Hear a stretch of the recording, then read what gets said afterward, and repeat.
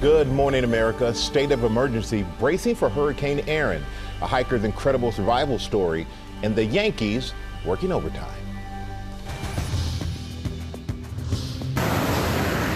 Hurricane Aaron closing in and expected to intensify. Already kicking up storm surge in the Outer Banks, water surrounding homes and flowing down streets. Mandatory evacuations ordered. This morning, beaches closed up to New Jersey and New York. Ginger leads our coverage, tracking the new threats and Aaron's potential widespread impact. President Trump rules out American boots on the ground as part of a peace deal in Ukraine, as Russia resists a quick face-to-face meeting between Vladimir Putin and President Zelensky. Massive fiery explosion. Holy flames, smoke, debris flying into the air after authorities say a driver crashed into a veterinary clinic and then drove away. Firefighters rushed to the hospital. This morning, the latest on their condition and what happened to the driver after the blast. New twist in Luigi Mangione murder case. Why his attorneys are accusing prosecutors of violating Mangioni's privacy rights. Urgent recall, the big box store warning that may impact your barbecue due to potential radioactive contamination. Beach scare. Kids screaming, beach umbrellas flying. Home Depot's warning, why prices are going up and what it means for Labor Day weekend. Out of bounds, why some NFL teams are already playing defense after introducing male cheerleaders. This morning, what the Minnesota Vikings are saying after hateful comments online, and the words of encouragement from the Philadelphia Eagles cheerleaders. ABC News exclusive. The seriously injured hiker who survived a harrowing 6-day ordeal on a remote mountain in Norway, lucky to be alive. I was grateful to be alive, grateful that I was still in one piece. How he managed to survive with little food, no water, in the middle of a storm. The Yankees working overtime to make history. And take me out to the office? One baseball fan taking his 9 to 5 to the ball game. Live from ABC News headquarters in New York City, it's Wednesday. Good morning, America. Multitasking in the bleachers right there. It's the mouse that gets me. Yes. Good morning, America. Welcome to Mary Bruce. Always great to be here. Thanks for having me. And we do have a lot of news to get to this morning, including a new announcement from McDonald's. We're looking forward to that, but we're going to begin with Hurricane Aaron making its way north.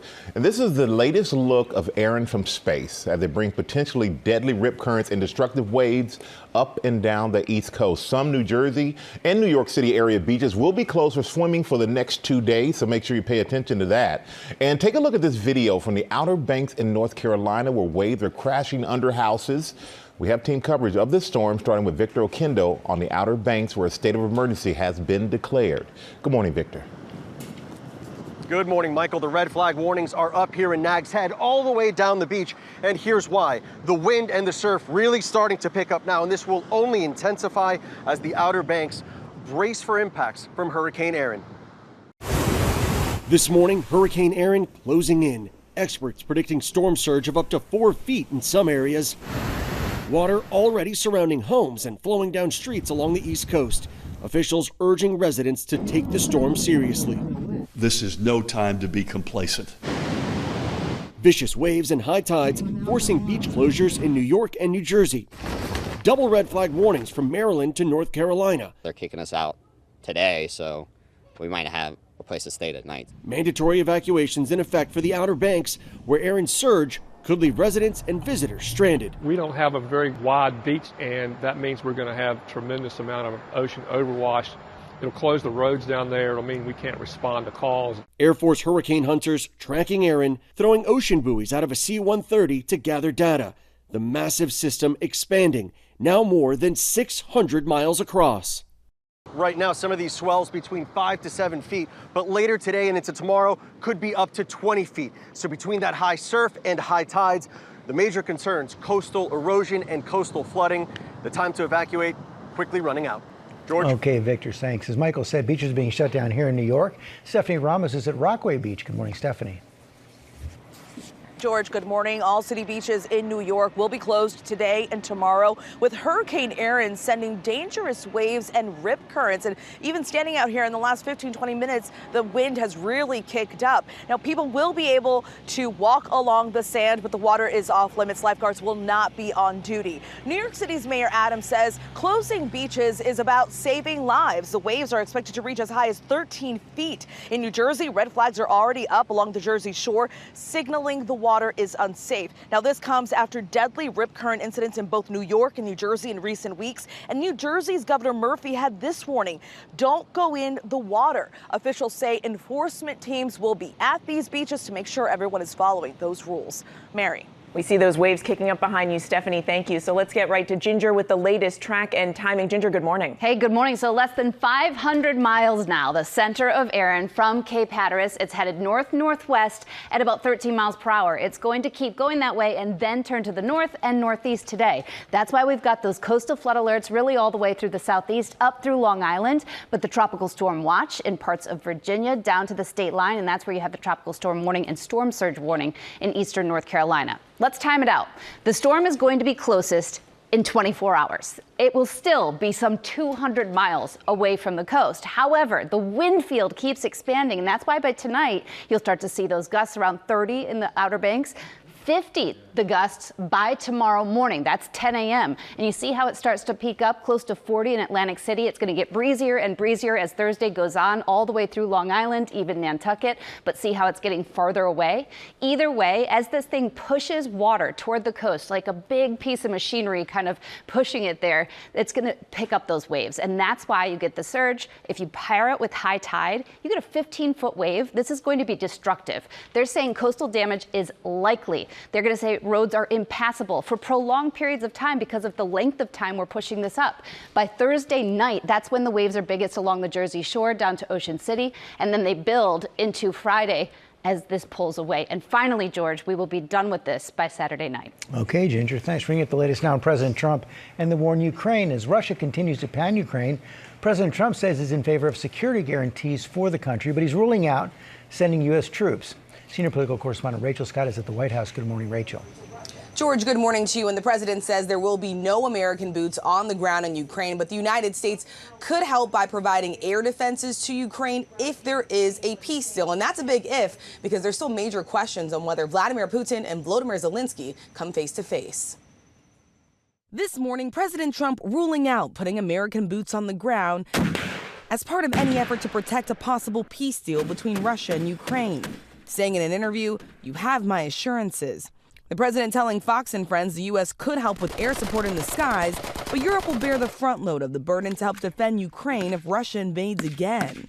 They're not going to be a part of NATO, but we've got the European nations, and they'll front load it, and they'll have some of them, France and Germany, a couple of them, UK. They want to have, boots on the ground. Russia continuing its attacks on Ukraine just days after the president's meeting with Russian President Vladimir Putin ended with no ceasefire or consequences. But Trump says Putin did agree to meet Ukrainian President Zelensky one-on-one. What indications is the president getting from Putin that he wants to have this meeting with Zelensky soon? Because he spoke to him directly yesterday. And he expressed that sooner rather than later. He spoke to that directly yesterday. And reporters pressing for details about Trump's call with Putin. Did Putin promise to do a meeting with Zelensky, a direct meeting, in the coming weeks? He has. But Russia has not publicly said Putin plans to meet with Zelensky. In fact, the country's foreign minister describing a lengthy process that could play out before the two leaders come face to face, saying any meeting, quote, must be prepared with the utmost care, step by step, gradually, starting at the expert level and then moving on to all the necessary stages. So no firm commitments from Russia on this possible meeting between Zelensky and Putin, and there is no ceasefire in place. And so overnight, the attacks continue with both Russia and Ukraine launching drones overnight, Michael. All right, Rachel, thank you so much for that. And with so much going on, the president's attention is somehow still on the Smithsonian Museum requesting big changes. Our chief Washington correspondent, John Carl, has that story for us. Good morning, John. Good morning, Michael. In yet another test of the limits of his presidential power, President Trump is now attempting to dictate what museums put in their exhibits. President Trump says he has instructed his lawyers to scour through America's museums to rid them of exhibits he considers woke, specifically citing exhibits on slavery. President Trump targeted the Smithsonian museums, saying they are, quote, out of control, where everything discussed is how horrible our country is, how bad slavery was, and how unaccomplished the downtrodden have been. Back in March, the president signed an executive order directing the Smithsonian Institution, which runs more than 20 museums in Washington and elsewhere, to, quote, celebrate American exceptionalism and remove divisive or partisan narratives. Last month, the Smithsonian removed references to Trump in an exhibit on presidential impeachments in the Museum of American History. Mentions of Trump's impeachments were later restored, although with changes. Now he's complaining about exhibits on slavery, although during his first term, he visited the Museum of African American History and Culture, which tells the story of slavery and celebrates African American accomplishments, and he called it a, quote, truly great museum done with love. It's not clear whether President Trump actually has the authority to tell any museum, including the museums of the Smithsonian Institution, what to put on display. The American Alliance of Museums, which represents museums across the country, says that no president has the power to impose the kind of review that Trump says he is now ordering. The organization has warned that the president's actions represent a, quote, growing threat of censorship against museums in America. Mary? Yeah, lots of questions about where this goes from here. John, thanks. And now to the gas explosion and fire that destroyed a building in North Carolina after authorities say a driver hit a gas line. Firefighters were inside the building when the blast happened. Several were injured. Rhiannon Alley is tracking the latest. Rhiannon, good morning. Hey, good morning to you, Mary. That fire chief says the two worst words a chief can hear are Mayday, Mayday. So when he heard those words, he knew his firefighters were in trouble. This morning, the dramatic video showing the moment a gas explosion in Wilmington, North Carolina, left 4 firefighters injured. Holy debris sent soaring into the air, flames and black smoke rising, pieces of the building littering the street. That building engulfed in flames. I felt it more than I heard it. I saw this big plume of black smoke, sort of right next door. Authorities say a suspect allegedly crashed their vehicle into the veterinary clinic, striking a gas line, which caused the explosion, and then driving away. Police apprehending 46-year-old Jason Lee Beach a short time later, alleging he was under the influence. Emergency crews responding to that gas leak. This rapidly went from a car accident with a gas leak to an explosion, to a 3-alarm working commercial structure fire, all in the matter of minutes. Luckily, no one was inside at the time of the blast. Those 4 firefighters rushed to the hospital, one with severe burn injuries to his hands. There could have been so many more injuries, firefighters and otherwise, but thankfully there was just 4. And the driver who caused this crash is facing DWI, hit and run, and drug charges. But the chief says this could have been much worse, guys. Okay, Rhiannon, thanks very much. We're going to turn now to a recall of frozen shrimp sold at Walmart. People are being told to throw it away after shrimp in a shipment was found to be contaminated with radioactive material. Sam, you got the details. Yeah, and George, radioactive material in food doesn't sound good. So we want to say right off the top that so far the FDA says it appears none of the potentially dangerous shrimp actually made it to Walmart stores. However, it was found in a shipment of uncooked frozen shrimp. So the agency is taking the step to recall more of the shrimp brand and warn the public. Now, the radioactive substance that we're talking about is called cesium-137, which is mostly found in places that have had nuclear testing or nuclear accidents. It has a half-life of about 30 years, which means we got a long time to think about it. And the FDA says it has found in a single shipment from a company in Indonesia. The level of radioactivity would not pose in the shrimp itself a health threat. But if you were to eat it repeatedly, repeated exposure to even low doses of cesium-137 could raise cancer risk. Now, Walmart sells the brand of frozen shrimp in 13 states under the brand name, and you can see them in red. Take a screenshot, or you can go to our website, abc.com, and we have these lot numbers for you. These are the numbers to look for. Best by date. Look out for the FDA. It says if you have a package of frozen shrimp with these numbers, throw it out immediately. If you think you may have eaten shrimp or been exposed, talk to your doctor immediately. The FDA says it is investigating the company and testing the products for any other potential problems. In the meantime, all products from that company are banned from entering this country. That makes a lot of sense. Okay, Sam, thanks very much. We also have a warning now from Home Depot to the warning customers that some of its prices are going up, some of its deals may be going away. Lara's got that story. I do. DIYers will have to dig a little deeper as America's largest home improvement retailer does plan to raise prices. The CEO of Home Depot also warning they will have to cut promotions on things like outdoor grills, patio sets, gardening products due to what he calls general economic uncertainty. One of the big factors is the tariff situation. Almost half of Home Depot's inventory comes from overseas, and the cost from tariffs on imported products will unfortunately be passed on to consumers. The announcement comes as Home Depot reported lower than expected earnings on Tuesday, saying customers are putting projects on hold. Also, stubborn mortgage rates are not helping, and lower home sales also affecting the company's bottom line. But Home Depot is not the only retailer facing these headwinds. Walmart, Microsoft, Mattel, and the Ford Motor Company all saying they expect the tariffs will force them to also raise prices. So will we get to enjoy those Labor Day sales we've all come to love at the end of every summer? Maybe. New tariffs on China were pushed back earlier this month for another 90 days, which might give consumers a little breathing room to get shopping. Guys, it's not all glum. No, but I don't buy things unless they're on sale. I just don't. Well, so big businesses, though, with the tariffs, one day is one thing, it's another. They That's can't. what we're trying to stay on top of it for you because it is an changes every day. ever-changing. And the impact's starting to be felt. Yeah. Thank you, Lara. Coming up, Aaron Katursky is here with new developments in the Luigi Mangione case. Hey, Aaron. Hey, George. And Luigi Mangione is accusing prosecutors of violating his privacy rights. Coming up, what he says the judge could do to fix it and why prosecutors say it's no big deal. And coming up, our exclusive interview with the American hiker who survived 6 days after a fall on a mountain in Norway, unable to move and with little food and no water. Just an incredible story. Plus, what some fans are saying about male cheerleaders in the NFL. Coming up here on Good Morning America, who's throwing his hat into the ring to play 007 in the new James Bond movie? Is it one of these guys? One of these guys.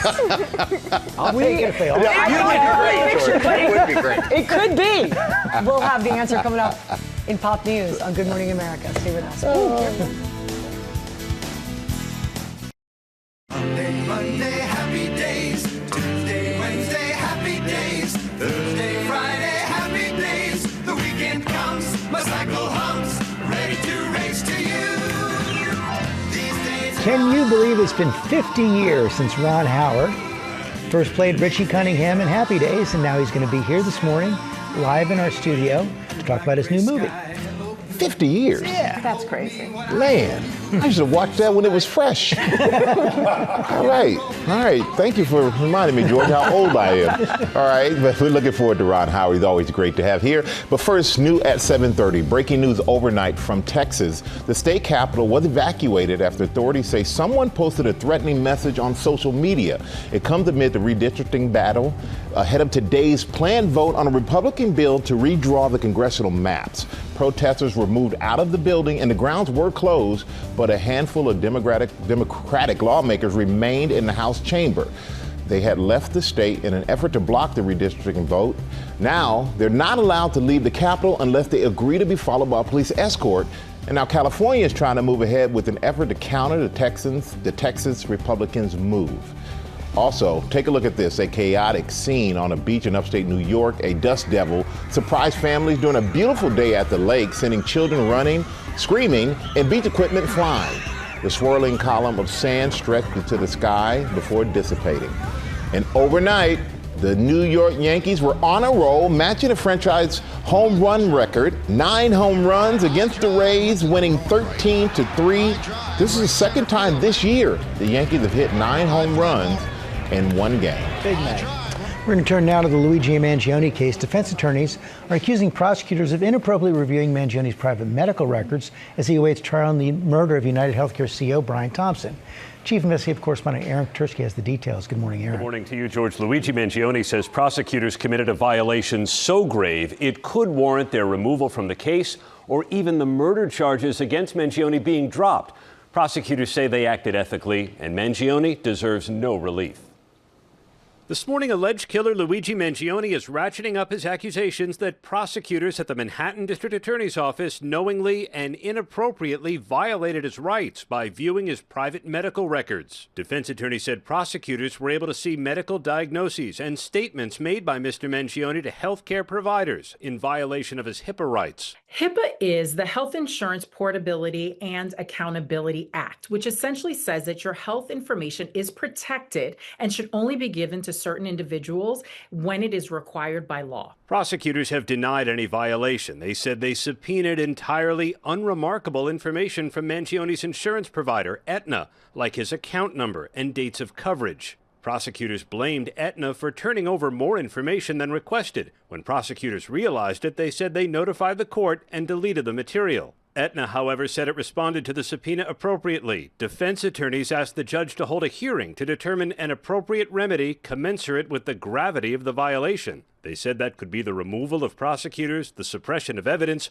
or even the dismissal of charges. It's going to be up to the judge for him to make a determination on whether or not this was a careless, harmless error, or whether there was, in fact, prosecutorial misconduct, which would mean that they intentionally sought information they should not have. Mangione has pleaded not guilty to the assassination-style killing of United Healthcare chief Brian Thompson last December on a Midtown Manhattan street. He has also pleaded not guilty to federal charges that could result in the death penalty. He's being held in federal custody and receiving so much mail. The latest update from his legal team showed he was still opening letters in July that he received in January. His online legal defense fund has raised more than $1.2 million.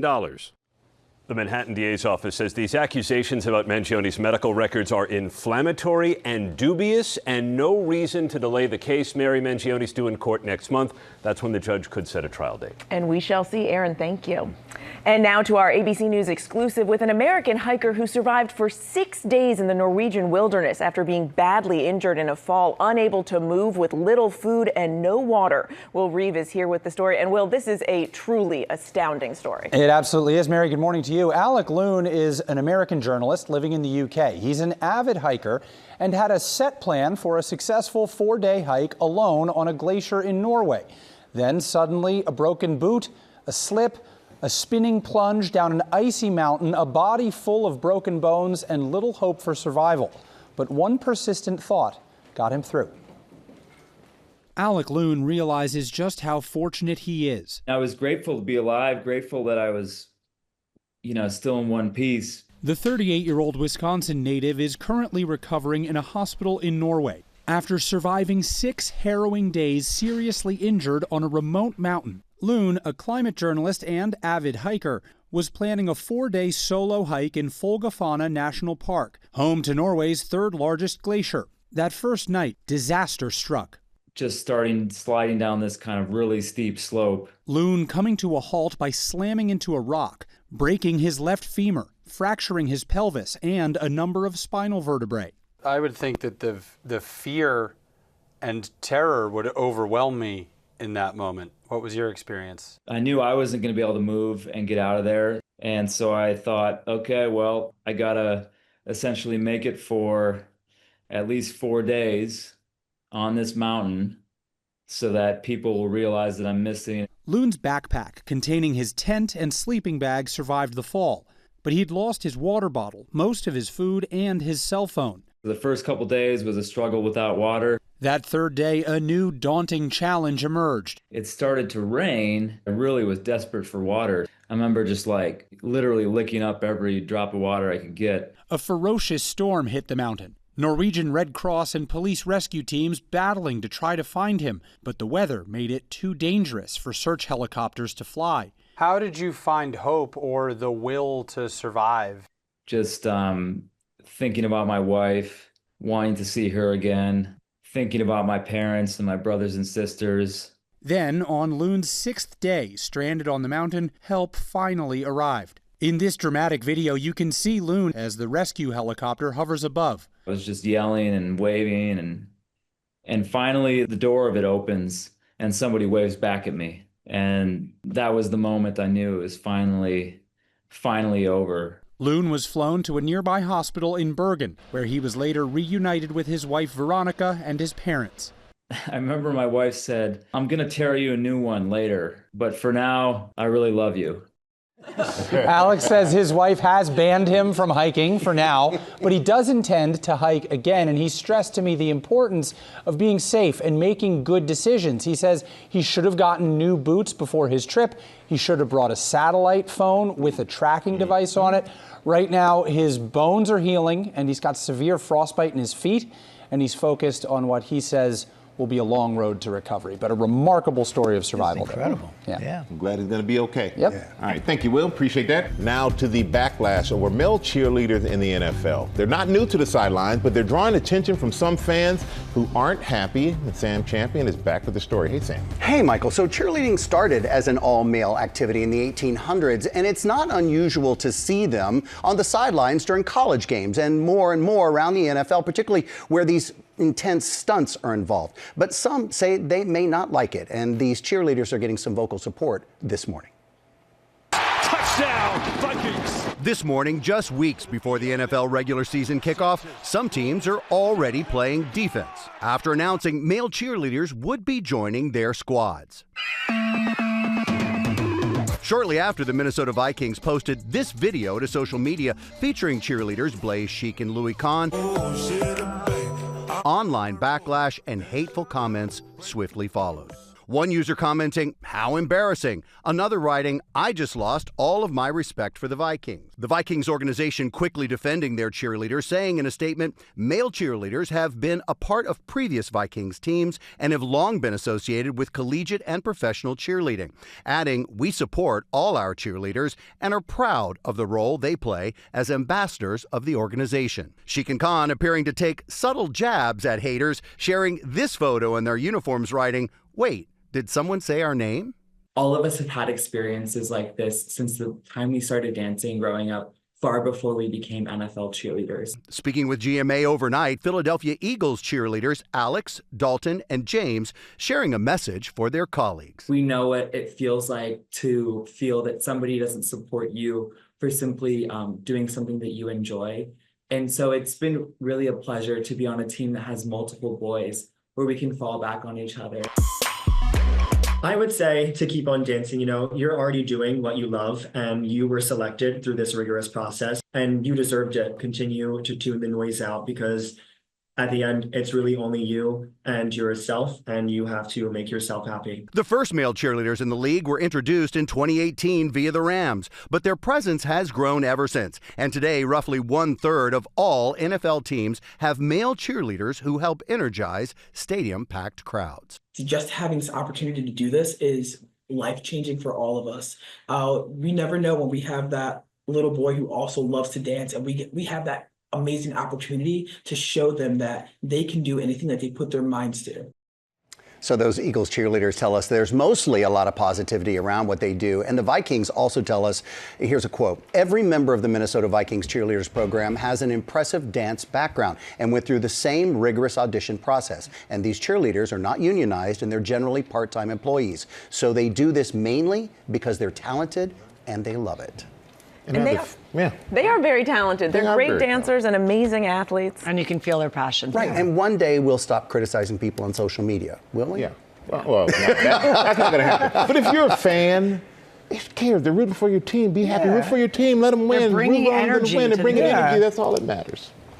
There you go. Social media. If you can make that happen, Sam, I agree. You're good. It's play of the day time. Yes, it is. And Larry, there's a guy in Chicago who's probably hoping his boss is not watching. Yeah. Anyway, hope you're not, because this guy you're about to meet is taking the whole work from home thing to a new level. Yep, bringing the office to the ballpark. He is. The MLB. Well, they captured him on camera and shared the video on social media during yesterday's Cubs-Brewers game. Check him out. Locked in on work, paying more attention to his laptop than the action. So he is working, guys. And he has quite a setup. If you looked closely there, he's using a mouse on the bleacher next to him. It's very talented. Listen to this. There's only one question. Is this guy doing work, or my other thought is he's going over fantasy football draft? Could be. But I mean, he could be working, you know. He could be working. I'm going with he's working very hard. Yeah. Either way, someone else commented that they'd rather be emailing at Wrigley than not be there at all. And bonus for our multitasking friend, the Cubs end up winning the game 4-1. I'm really wondering about who is his internet provider. He's got a good one. And my mouse never works unless I have a pad, so Nick got that going. He's got skills. Try it on the bleachers. Larry, you'll be back for Pop News? I will be back, and there's a lot going on. Oscar winner Brad Pitt is in Pop News. He's back on set. Kristen Wiig is reuniting with her A-list ensemble cast. And who will be the new James Bond? Same champion. Will it be a familiar face? We've got it all coming up in Pop News. Stay with us. Good morning, America. It's 8 a.m. State of emergency. Hurricane Erin closing in, expected to intensify. Already kicking up storm surge in the Outer Banks. Water surrounds homes, flows down streets. Mandatory evacuations ordered. This morning, beaches closed up to New Jersey and New York. Ginger leads our coverage, tracking the new threats and Erin's widespread impact. Aubrey Plaza's heartbreak. The actress speaking for the first time about the loss of her husband to suicide. At all times, there's like a giant, ocean of just awfulness that's right there. Her overwhelming grief and how she's finding comfort. Value meals back on the menu. The new announcement from McDonald's this morning. Plus the 17-year-old taking the science world by storm. How she's putting a spin on stitches and taking a leap with a new project. Who says you need a fancy lab to be a scientist? Reaching 800 kids and counting. And Kumail Nanjiani and Michael Urie are here live, telling us about joining the cast of the Broadway smash hit Oh Mary. As they say, Good morning, America! Live from ABC News headquarters in New York City, it's Wednesday. Good morning, America.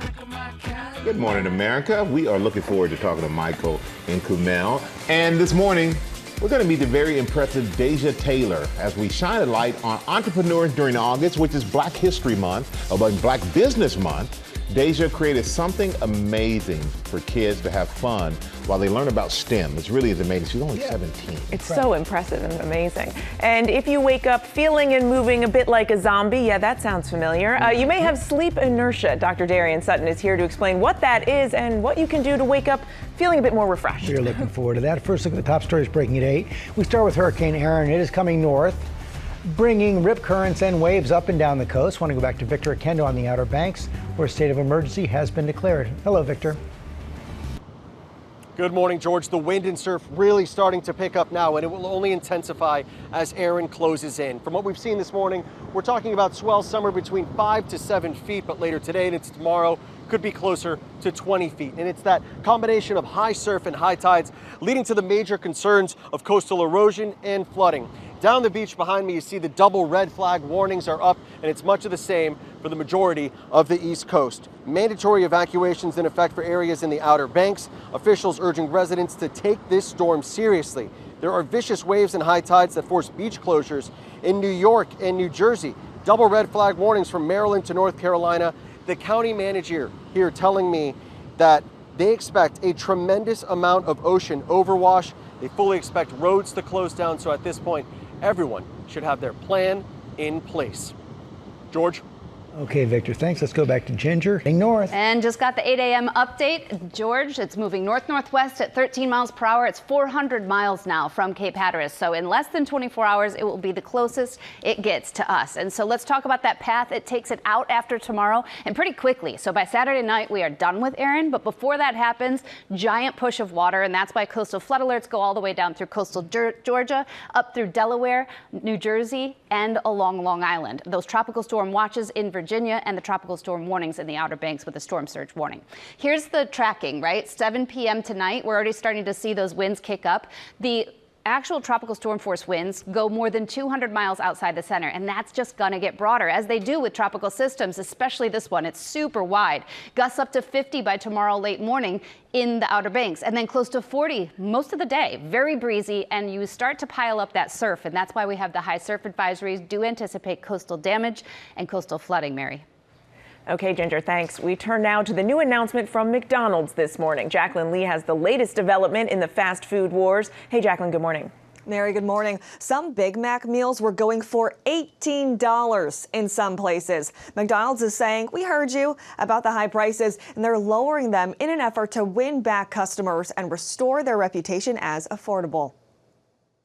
This morning, McDonald's putting value front and center on their menus. It wanted to be more than hot. It wanted to be juicy. According to the Wall Street Journal, the fast food giant will be lowering prices on some of its most popular items after pitching the idea to franchisees. It's an effort to quell complaints from consumers, many fed up with the increasing prices of fast food restaurants like McDonald's. Customers taking to social media to deliver their supersized frustrations. We're seeing some of these fast food restaurant chains underperforming because they've raised their prices, and consumers are starting to see that, and it's affecting their wallets. The Journal reporting McDonald's and its franchisees will keep popular combo meals, saving customers about 15% per meal. They will also introduce extra value meals later this year, which would include a $5 breakfast, an $8 Big Mac or McNugget combo. This is just the latest move in the fast food wars, with traffic to U.S. fast food chains down 2.7% so far this year. And we reached out to McDonald's about this, and they said they had no further comment. Michael. All right, Jacqueline, thank you so much for that. We're going to turn now to a GMA health alert, with more than 1 in 3 Americans reporting getting less than the recommended 7 hours of sleep a night. And you get that groggy, foggy feeling when you wake up. That may be the result of something called sleep inertia. It's a story we first saw in the Washington Post. Let's bring in our medical correspondent, Dr. Darian Sutton. Anytime we talk about sleep, everybody here in the studio pays attention, Doc. So what is sleep inertia, and what makes it happen? Well, you described it well. It's something that we've all experienced, some more than others, but it's that groggy feeling of confusion. Sometimes you feel like you've woken up on a different planet. Now, that's when you're thinking, your focus, and your energy at the lowest, and this can affect your memory, your decision-making, and even your processing time. So as far as why it happens, there's a tremendous amount of research on this. Some studies pointing to parts of the brain waking up slower than others looking at changes in blood flow or chemical changes. But it really is contributed, or it most likely often happens secondary to things like sleep loss, the time of day you wake up, if you wake up early in the morning or late at night, and if you're woken up out of deep sleep, which is why when you're startled in the middle of the night, it can often be really scary because that sleep inertia is very active. Well, what is the medical perspective on the importance of sleep? Well, it's not just about rest. When we are sleeping, our body is healing ourselves. Our brain is building memories, our brain is clearing toxins. Also, when you're sleeping, your body's repairing cells and muscles, regulating hormones, and even strengthening your immune system. And Michael, these are the reasons why a lack of sleep are associated with heart disease, high blood pressure, diabetes, and even dementia. So as far as how much sleep do we need, the recommendations, as you stated, for adults, 7 to 9 hours is typically what you're trying to aim for. And more importantly, for teens and young kids, 8 to 10 hours for teenagers and adolescents, and for children even younger, up to 12 hours of sleep. So important to remember that value, because for children, they're growing every day, so you want to make sure they get that important Yeah, but you got to fight them to go to bed. I'm like, if you only knew when you get older what you're missing here. Take advantage of it. Okay. What do you recommend for people to get over sleep inertia? Yeah, well, we talk about sleep hygiene all the time, making sure that you're keeping your phone as far away, making sure that you're getting that good 8 to 10 hours, at least aiming for it so that you can at least land on the 7 to 9. But some tips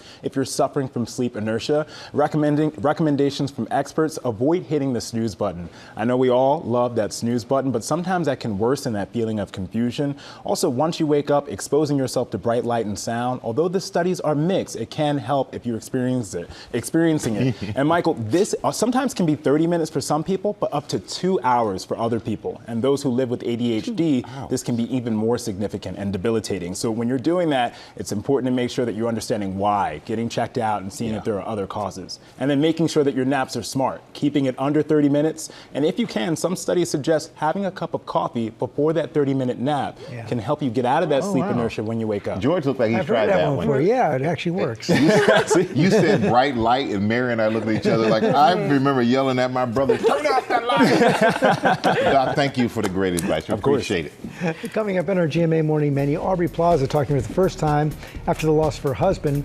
sharing how her friends are helping her heal. And also ahead, could Once Upon a Time in Hollywood happen twice? We'll tell you that in Pop News.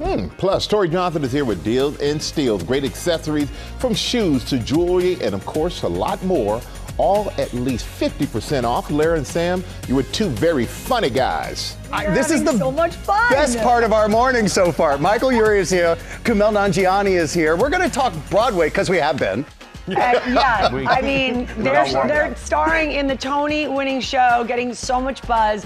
Oh, Mary, they're going to tell us all about it. From what we've heard so far, buckle up. Yeah, it's a lot. So stay with us on Good Morning America.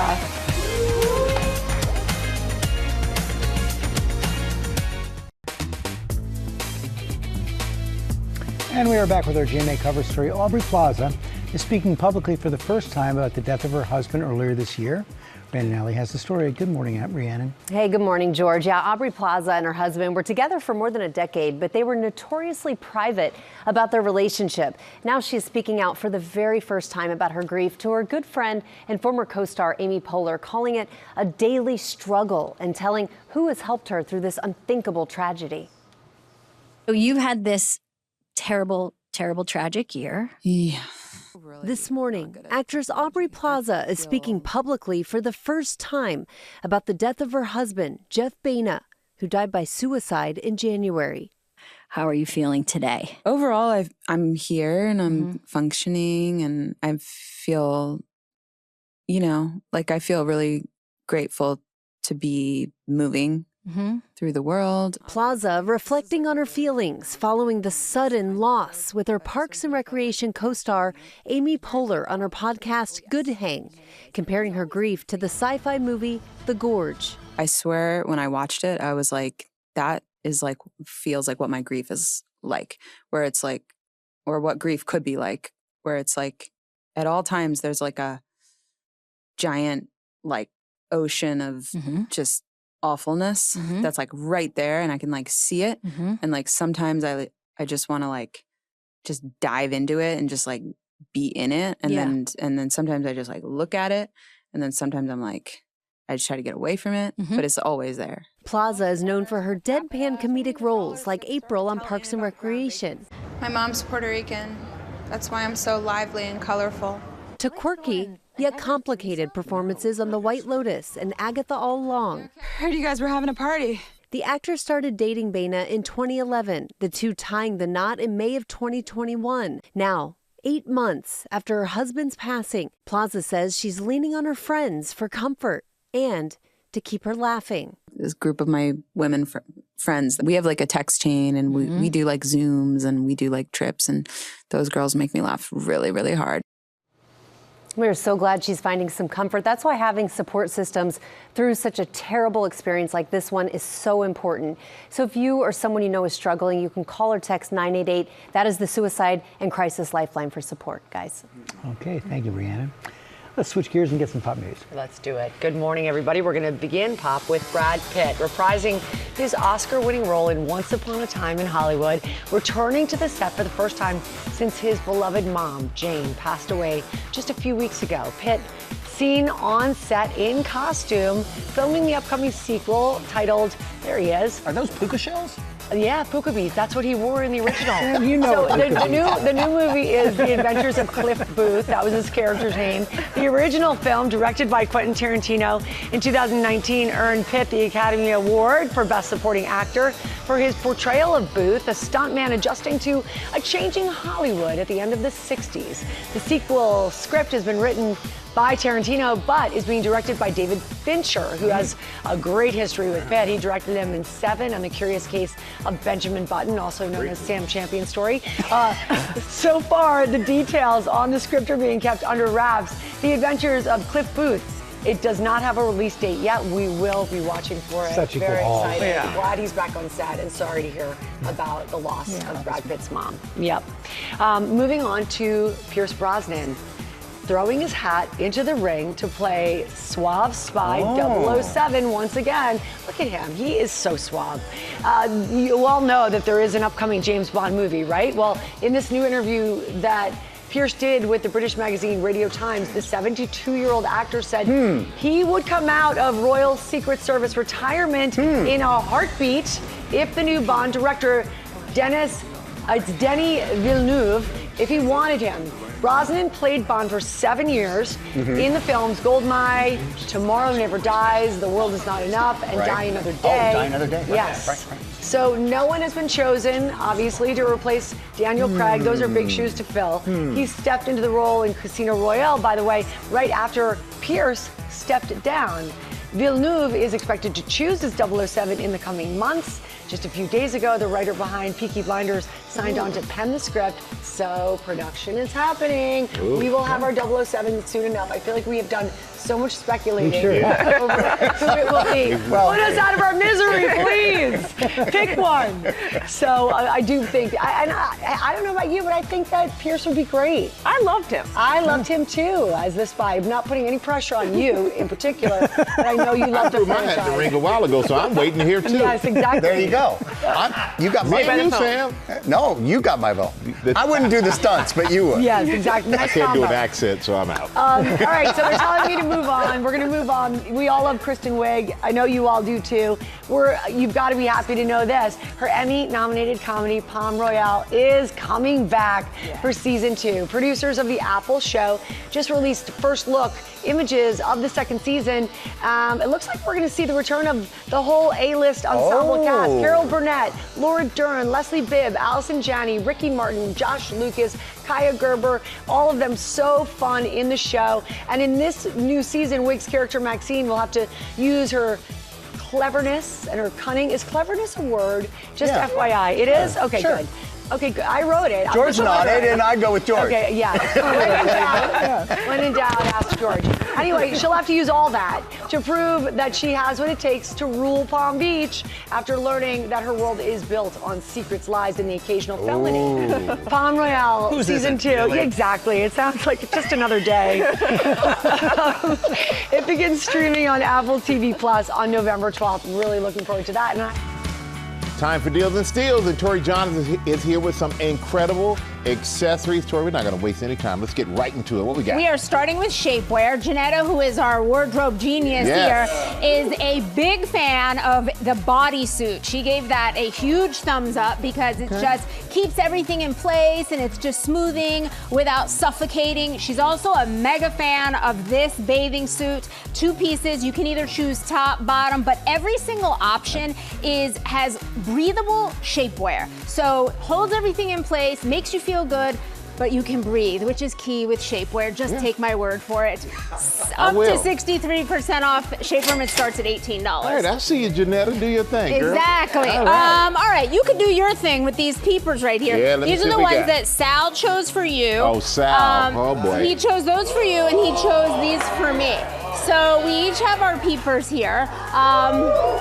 We've got a lot of, hello. Oh, Tori. There you go. You look great. Okay. I love yours. So I love yours.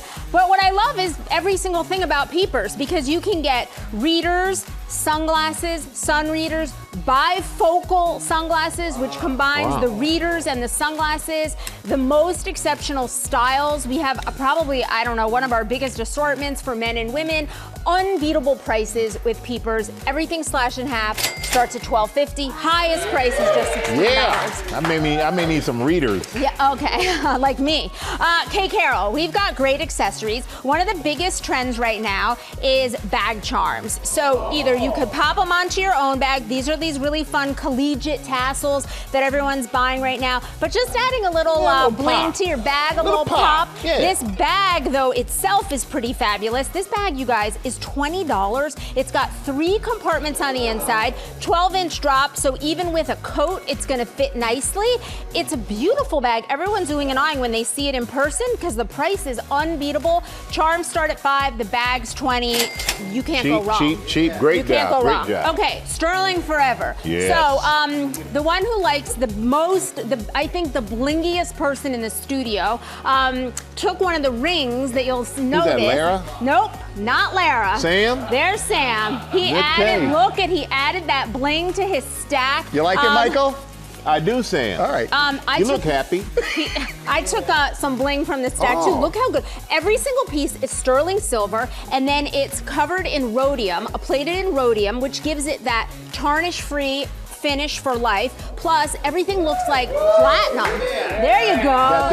Now we're talking. Got that pinky ring. There you go. There you go. I am obsessed with the heart. I'm wearing the gold version though, but and which is online. All of these options from Sterling Forever, you can't go wrong. All up to 70% savings plus free shipping. Free shipping. Okay, Atrex. Huge assortment of sneakers from Atrex. This is all about sneakers that fit, feel, and function better. We've got a huge variety. They're all about incredible arch support. Oh, they're cheering for sneakers too. Yeah. Great. Way to go, Lara. This pair right here, they call these casual sneakers. I call those my dress-up shoes. They just they look good. They like a little ballet flat.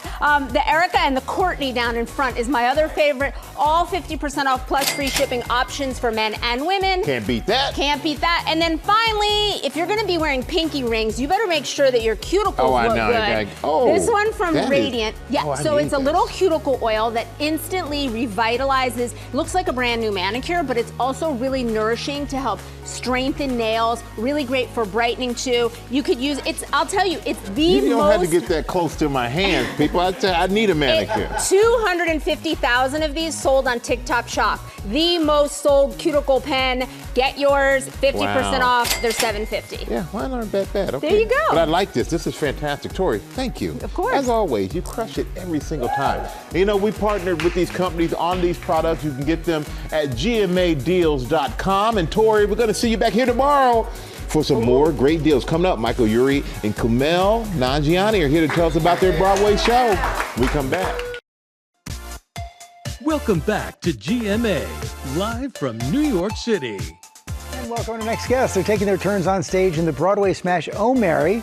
Oscar and Emmy-winning nominee Kumail Nanjiani and Shrinking Star and Emmy nominee Michael Urie are here. Welcome. Great to see you guys. Good morning. Hello. Hi. Welcome. You guys are working late at night. Thank you for coming in early in the morning. So, Kumail, you've never been on Broadway before, never done a play before. No.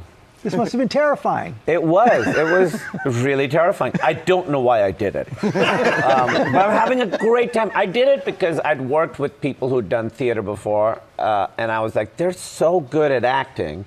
They're better than just exclusively screen actors. So I was like, if this opportunity comes my way, I have to do it no matter how much it scares me because I want to learn from this experience because these people are so good. So when this came my way, it's such a funny show. The cast was so good. I was like, I have to jump in. He's a natural. He's so good. Oh, thank you. You picked it up immediately, like you'd been doing it forever. I'm surrounded by people who are wonderful people and total pros and so good. So I felt very supported by everybody. What's the biggest difference from TV and movies? You get multiple takes on TV. You can mess it up. We don't. Yeah, I know. Yeah. But you mess it up on stage, everybody knows you messed up. Yeah. On screen, many directors have told me, they're like, your first take is your first good take is your third one. I disagree. I think my first one's pretty good too. But they always say your first good take is your third one, and I was like, oh, in a play, I gotta figure that out. Right. It can't be all bad. They're all watching. 900 people watching. And Michael, for people maybe more versed in real history, how would you describe Oh Mary? Good luck. Oh, it ain't real history. Oh Mary is an imagining of Mary Todd Lincoln as a former cabaret star. None of that you said is true. That is not true, and has a bit of a problem with alcohol. And that's really all you need to know. She's Mary Todd Lincoln. She's married to the president. It takes place during the Civil War, and it goes off the rails immediately. That's so great. And it is the funniest thing. It's such a smart play. Cola Scola, who wrote it and played Mary originally, is a genius and has written, I think, a perfect play with no holes. That's what you guys were saying to Sam and I off camera. You were like, no, seriously, this is like the best written show that you've ever seen. It was a Pulitzer Prize finalist, so like it is like in a way it is also highbrow. It's at times vulgar. It's very fast paced. It's madcap. It sounds like a blast. Oh, it's a blast. You have the best time. It's a freight train. Once the show starts, you're just sort of like, it goes. So I want to ask you, how does it compare to stand-up, which you're so brilliant at? Oh, thank you. It feels, you're interacting with the crowd in a way. You're feeling the crowd, so that's similar. But it's very different in that, again, with stand-up, if I had messed up a line, it's my show. I can talk to people about it. I can make fun of myself. Here, you really like, if I mess up, I'm throwing off 4 other amazing actors, I'm just going to keep going if you mess up. I think that's what I've learned. You mess up, you just keep going.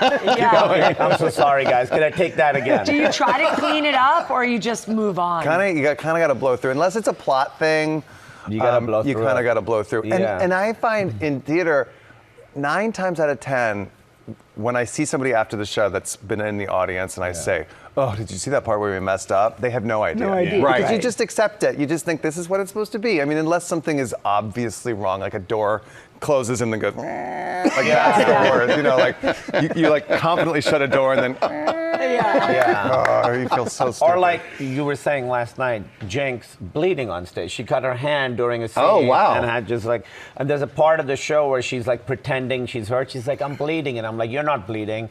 And she's like, I'm hallucinating. She goes, I'm bleeding. I'm like, you're not bleeding. And then we both see her hand. We're like, oh, you are bleeding. Oh my God, are you okay? And then for the rest of the night, there's just blood on the set. Like, there's blood over there. We literally bleed for this show, guys. Speaking of the audiences, I haven't talked to anyone who doesn't love it. There's celebs in the audience. What's this Katy Perry story about? What is that? Katy Perry came. It was very exciting. She loved it. And she smells really good. We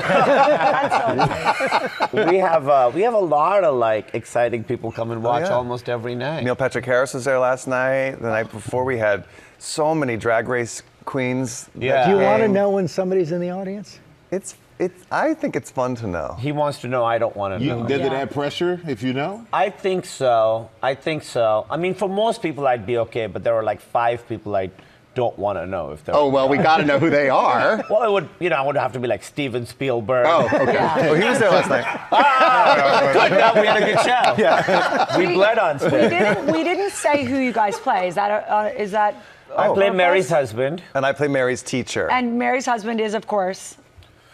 I don't know if he has a first name. I don't know if history remembers who this guy was. Really?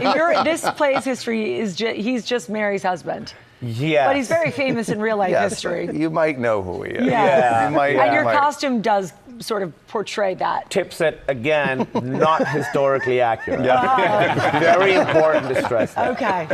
And I'm there to teach her acting, but again, not historically accurate. She wasn't an actor. She didn't have aspirations to be an actor as far as we know. And can I just say, you're so good on shrinking. Thank you. Yeah. Yes, you can say that. Thank you for saying that. That's so nice. Okay, thank you. Congratulations on that Emmy nomination. Yeah, too. thank you. You and Harrison Ford both. I know. How do you celebrate each other's nomination? Because you're competing against each other too. Well, yes, but he should win. He's him. He's amazing. And I texted him the morning of, and just because I was so shocked, and I was like, we had been shooting the night before. We actually had a night shoot the night before, so I woke up to my phone buzzing. And when I saw that we were both there, I just texted him, dude. And he wrote back, dude. There it is. That's so great. And also, I love it. Also, he has read messages. Do you see how he has read messages? Yes. I love that about him. Yeah. Read receipts. So you know when he's read and hasn't responded. Yeah. But he's been doing this for so long. Yeah. He's all of our heroes. Yeah. And he loves acting so much this really does mean a lot to him to like be recognized. We're here to talk about you, Michael. Oh, yeah. He really loves acting so much, and he's been your hero for such a long time. That was so much fun. Thank you. Thanks for coming in. Omar is on Broadway through September 28th. Now on GMA, August is Black Business Month, and this morning we're introducing you to a scientist-turned-entrepreneur, making sure all kids have access to STEM at home. Deja Taylor is a scientist, inventor, and STEM advocate. My love for science didn't really catapult until high school, but I was always like really interested in like the intricacies of like creating things and making things and discovering new things through that experience. At just 17 years old, Deja began researching for a project that would take the science community by storm. This research will revolutionize the way that we treat wounds in developing countries. Using the properties extracted from beets, the high school junior created surgical sutures, also known as stitches, that change colors after detecting an infection. I started winning science fairs and taking that to a national, one of the most prestigious science competitions for high schoolers, and ended up placing very high in that competition as well. And that project rooted from wanting to bridge equity in science. The success and notoriety from that invention allowed Deja to take a leap into her next endeavor, entrepreneurship. It gave me a platform to reach kids and show them what a scientist and an inventor could look like. And so that's how Nerd STEM Box was birthed. Nerd STEM Box is a children's home lab kit packed with hands-on science activities and experiments. Who says you need a fancy lab to be a scientist? It's been so much fun watching kids interact with all of the activities. You watch them progress and watch their eyes get wide when they're doing the experiment themselves. And then by the end of the program, they want to know more and they want to do more. While still being a full-time college student, Deja traveled across the country to demo the Nerd STEM Box in classrooms, sometimes assisted by students like Lawrence Jones. Working with her has been amazing. She's been really nice to me, she's helped teach me new things because I didn't know anything about science at first. Nerd STEM Box has reached more than 800 kids and counting since it was first launched 1 year ago. I never imagined myself being an entrepreneur this early, if I'm being quite honest. Through Nerd STEM Box, I want to give the message to kids everywhere that your ideas matter and you belong in this space. I'm here now with Deja Taylor, along with Xavier and Matthias, who are here to demo our experiment. Give it up for these three for being here with us. Yeah. Deja, what you're doing is amazing. What you created is really something. So walk us through this experiment. So what do we have here? So first and foremost, we have our activity called Liquid Worms, and it's from our Nerd STEM Box, our Ooey Gooey Science edition. And in this bowl, we have sodium alginate and water, which sodium alginate is a thickening powder that's created from seaweed. All right. So then in the big bowl, we have water and calcium chloride, which is a salt. So we mix this one off camera and we let this one sit overnight. Okay. Are you guys having fun over there, by the way? Because it looks like you're already into it. All right, walk us through the next and final steps of this experiment. Yeah, so we're going to grab our syringe first and fill it with our sodium alginate solution. Just so it sits overnight. Yep. So this sits overnight. I made it in my hotel last night, actually. Oh, really? Yeah. Okay.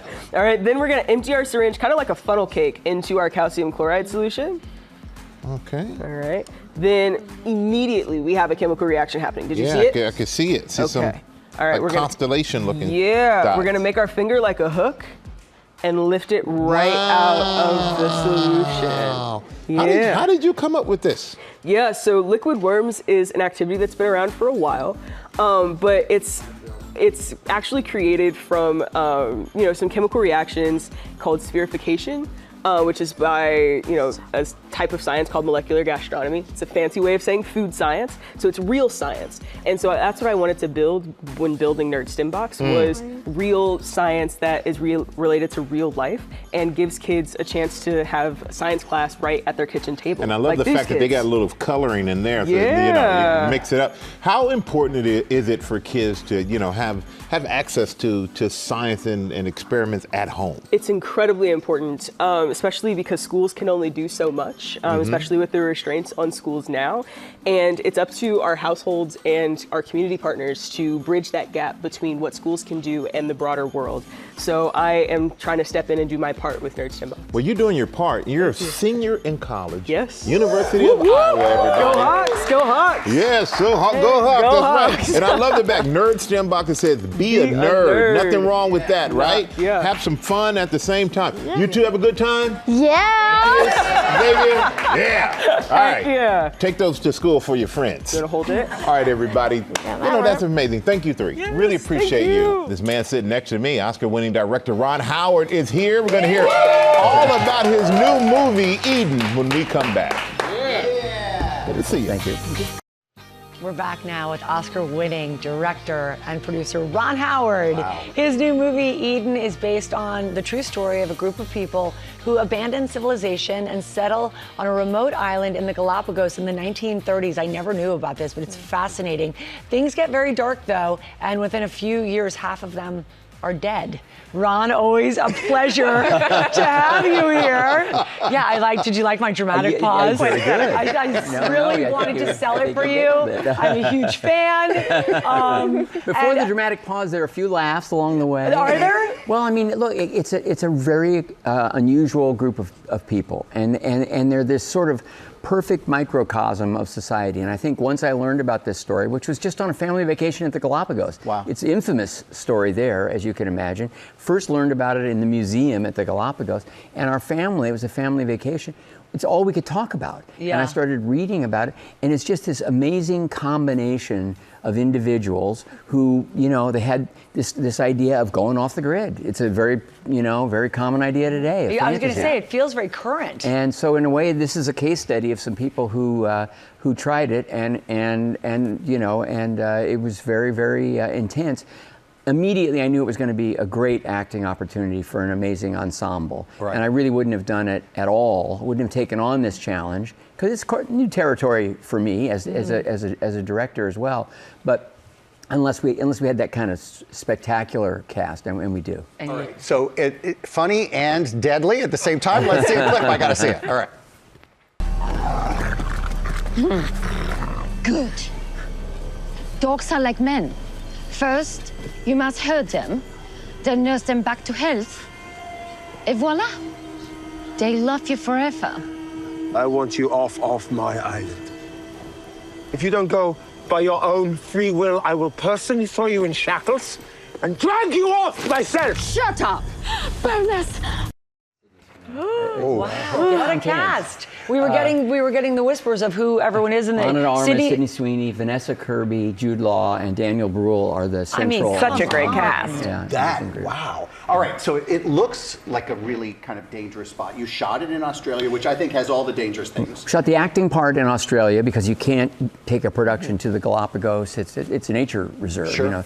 but we did shoot in the Galapagos, plates, animals, so forth, to synthesize the two, so that audiences feel really transported. But it was a tough shoot. It's an indie movie made on a tight budget and schedule. Nobody's getting their big salaries. It's a real labor of love production. And they had to prove themselves over and over again because it was hot, it was uncomfortable. There were we had snake wranglers because there's a lot of venomous snakes in Australia. There really is a snake wrangler? Well, there are a lot of them.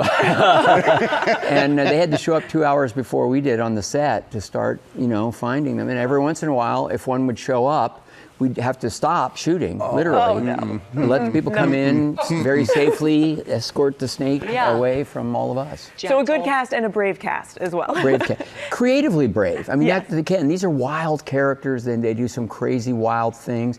It's got so many twists and turns in it, which is what we were all signed on for, because it was a great script by Noah Pink. And you are having quite a year with some big anniversaries here. I want to make sure I get this right. Your 50th wedding anniversary. Congratulations. Yes, we had that in June. The 40th anniversance of Imagine Entertainment, the 30th anniversary of Apollo 13, and that's now being re-released, right, in IMAX. Which, yes, that's gotta be we're pretty going to have quite a Congratulations year. on all of that. Thank you. I really appreciate it. It's eventful, but great to have all of that so that you can kind of look back and then also have a new movie coming out, Yeah. and lots of other things going on with Imagine Entertainment, and You even never stop. even an Emmy nomination this year. I was which just is, going to say, we are not letting you We're getting to go. If you haven't seen The Studio, it's a brilliant show, and frankly, the best episode is with this guy. Right. You go off the rails. It's a great series. It's so well written and so well done, and I had an absolute blast with everyone. How'd you like acting again? You know, it was fun, and because it was actually a big part. I've done some little cute cameos playing myself, and I'm sort of playing a version of myself right now, but a really edgy, dark one. So it was genuinely an acting challenge for the first time. And I told the guys, I said, I don't want to be cameo good. If I'm going to do this, I want to try to be actually good. And so they really helped, and it was a blast. It paid off. Emmy nomination. Thank you. Congratulations. It's on theaters, by the way, on Friday. Friday, yes. Right. With Thank theaters you, Ron. everywhere. Thank you so much. Thank you so much. You just had another conversation you can't share on You don't want to know our conversation if you're not here. Thanks for watching.